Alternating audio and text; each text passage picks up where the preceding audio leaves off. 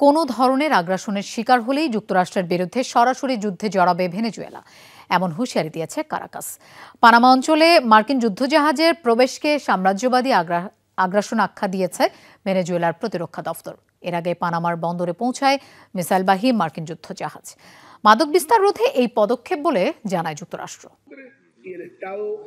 উপকূলীয় এলাকা জুড়ে চলছে ভেনেজুয়েলান সামরিক বাহিনীর মহড়া। একদিকে চলছে স্থলবাহিনীর যুদ্ধ প্রশিক্ষণ, অন্যদিকে পেট্রোল বোট, স্পিডবোট সহ বিভিন্ন ধরনের যুদ্ধজাহাজ নিয়ে চলছে নৌবাহিনীর মহড়া। পাশাপাশি রয়েছে ড্রোনও, লক্ষ্য মার্কিন আগ্রাসন প্রতিহত করা। কারাকাসের হুঁশিয়ারি, মার্কিন বাহিনী ভেনেজুয়েলার সমুদ্রসীমায় প্রবেশ করলেই যুদ্ধের মাধ্যমে জবাব দেবে ভেনেজুয়েলার সামরিক বাহিনী। সাম্রাজ্যবাদী শক্তিকে হুঁশিয়ারি দিয়ে বলবো, আমরা প্রস্তুত আছি, প্রয়োজন হলেই যুদ্ধ করব। যদি ভেনেজুয়েলার মাটিতে পা রাখার দুঃসাহস দেখায়, তাহলে আমরা যুদ্ধের মাধ্যমে জবাব দেব।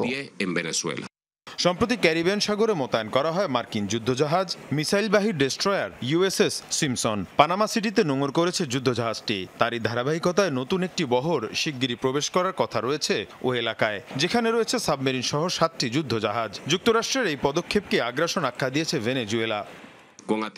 আমরা আন্তর্জাতিক সম্প্রদায়কে বলতে চাই, আপনারা দেখুন কিভাবে আগ্রাসন চালানোর পরিকল্পনা করা হচ্ছে। আমরা আহ্বান জানাবো যেন আমাদের সার্বভৌমত্বকে হুমকির মুখে না ফেলা হয়।